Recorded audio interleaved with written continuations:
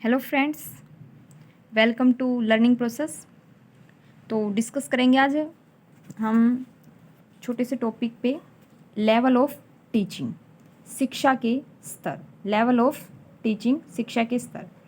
तो जो शिक्षा है हमारी, जो लर्निंग है, वो हम टीच जो करते हैं बच्चे को, वो 3 तरीके से कर सकते हैं। सबसे पहले memory level, second understanding level, third reflective level. इन 3 लेवल से हम बच्चे को टीच कर सकते हैं, या टीचिंग की हमारी 3 सतर माने जाते हैं। सबसे पहला जो है मेमोरी लेवल, उसको स्मृति स्तर बोलते हैं। अंडरस्टैंडिंग लेवल अवबोध या समझ का स्तर। रिफ्लेक्टिव लेवल चिंतनशील स्तर। ठीक है, एक एक के बारे में डिस्कस करेंगे। सबसे पहले बात करते हैं फर्स्ट पे मेमोरी लेवल। मेमोरी लेवल के अंदर क्या होता है? स्मृति स्तर होता है। इसमें चीज़ें क्या की जाती है? स्मरण की जाती हैं, याद की जाती हैं। ठीक है, मेमोराइज की जाती हैं चीज़ें।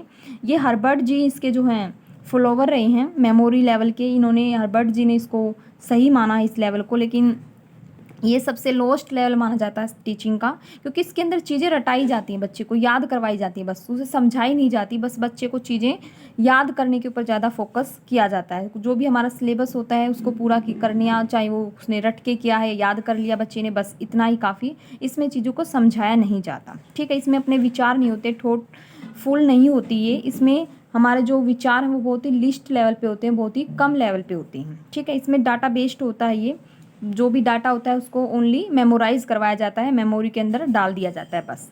जो ब्लूम टेक्नोलॉजी है, जिसने नॉलेज के बारे में बताई है, उसने भी बोला है, इसके 4 स्टेप बताए हैं उसने, कि सबसे पहले बच्चे को मेमोराइज करता है, बच्चा किसी चीज़ को याद करता है उसको।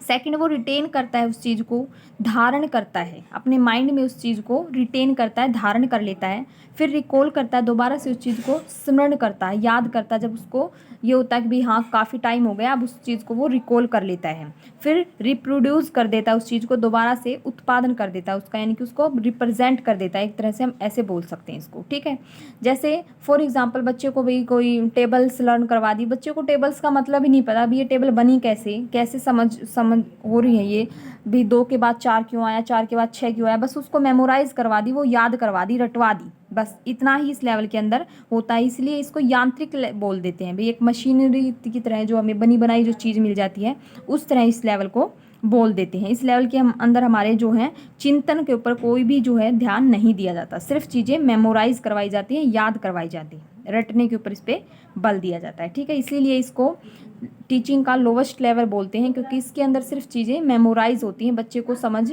नहीं आती। ठीक है, सेकंड है अंडरस्टैंडिंग लेवल। अंडरस्टैंडिंग लेवल में क्या होता है? अवबोध स्तर। सेकंड है अंडरस्टैंडिंग लेवल, अवबोध का स्तर। ठीक है, समझ का स्तर भी इसको बोल देते हैं। ये दिया है H.C. मोरियसन ने। H.C. मोरियसन इसके फॉलोवर रहे हैं। इसमें क्या होता है? विचार होते हैं हमारी, थॉटफुल लेवल होता है, इसमें हम अपने विचारों को शामिल करते हैं, समझ के ऊपर आधारित है ये।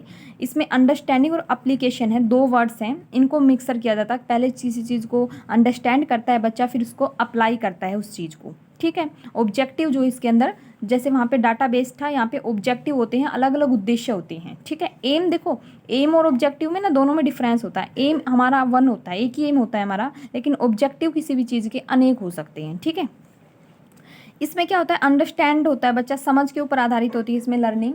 समझता है बच्चा किसी चीज़ को, बोध करता है उसका, फिर कंपेरिजन करता है, तुलना करता है, फिर रिलेशंस बिटवीन फैक्ट्स में या रूल्स में, जो भी है किसी भी चीज़ के बीच में रिलेशंस करता है, संबंध दर्शाता है। फिर एवरेज थॉट, रीजनिंग होती है इसके अंदर। ठीक है, विचारों की एवरेज मानी जाती है, विचार होते हैं इसके अंदर लेकिन एवरेज लेवल पे होते हैं, ज़्यादा नहीं होते।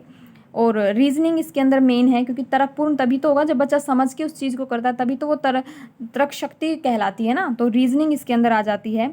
ठीक है, इमेजिनेशन, किसी चीज़ को हम जब समझते हैं तभी तो इमेजिनेशंस करते हैं ना, कल्पना शक्ति भी इसके अंदर आती है। ठीक है, ये लेवल में अंडरस्टैंडिंग लेवल है, H.C. मोरिसन ने दिया है। ठीक है, इसमें थॉटफुल लर्निंग के बारे में बात हुई है, भाई हम अपने विचारों को शामिल करते हैं, समझ के कोई भी समझाई जाती हैं कोई चीज़ें। फॉर एग्जाम्पल, एक बच्चे को ना जीन पियाजे जी की 4 जो स्टेजेस हैं संज्ञानात्मक कॉग्निटिव डेवलपमेंट की, वो बच्चे को ओनली याद करवा दी जाएं, उनका मतलब बच्चे को नहीं पता, तो वो आ जाएगा हमारे मेमोरी लेवल में, ठीक है। लेकिन बच्चे को उन चारों चीज़ों के बारे में समझा दिया जाए तो आ जाएगा अंडरस्टैंडिंग लेवल के बारे में, ठीक है। उसके अंदर आ जाएगा वो कि बच्चे को पता है भाई ये जो 4 स्टेजेस हैं इसमें क्या क्या बताया गया है और ये क्यों बताई गई हैं, क्या है ये कॉग्निटिव डेवलपमेंट की स्टेज हैं, ठीक है। थर्ड है रिफ्लेक्टिव लेवल, चिंतनशील स्तर। इसके अंदर ये दिया है हंट जी ने। हंट इसके जो है फॉलोवर रहे हैं। इसमें क्या होता है, मोस्ट थॉटफुल होती है। इसमें सबसे ज़्यादा जो प्रधानता होती है, जो मोस्ट इम्पोर्टेंट जो चीज़ होती है वो होती है थॉटफुल। इसमें हाईएस्ट लेवल इसलिए इसको बोला जाता है क्योंकि इसमें बच्चे के विचारों के ऊपर ज़्यादा ध्यान दिया जाता है। प्रॉब्लम बेस्ड होता है, जो भी कोई प्रॉब्लम होती है इसमें डाटा वगैरह नहीं होता भी उसको रटवा जाए। इसमें कोई भी पर्टिकुलर एक प्रॉब्लम दी जाती है बच्चे को, वो अपने विचारों की ज़्यादा यूज़ करके अपने विचारों को प्रॉब्लम को सोल्व करता है।